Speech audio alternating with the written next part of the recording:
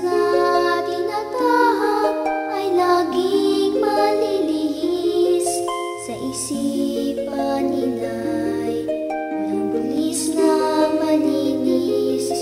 Masakit man sa dibdib ay tinitiis. Sabi ni Itay, huwag kong pansinin anumang salita na sa akin ay dumating. Basta't siya ay handa sa pagganap sa tungkulin. Buhay ay iaalay kong hingin. Para sa akin, ang tatay ko ay bayani.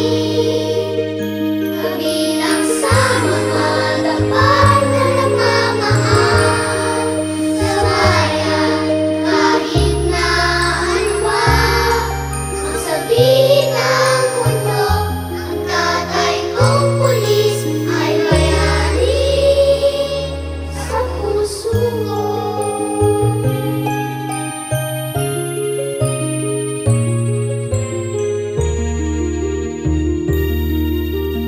As noo ko siyang itatangi sa Diyos at sa laon, nagkanaan siyang magsilbi. Pangarap ko rin na sa aking paglaki para sa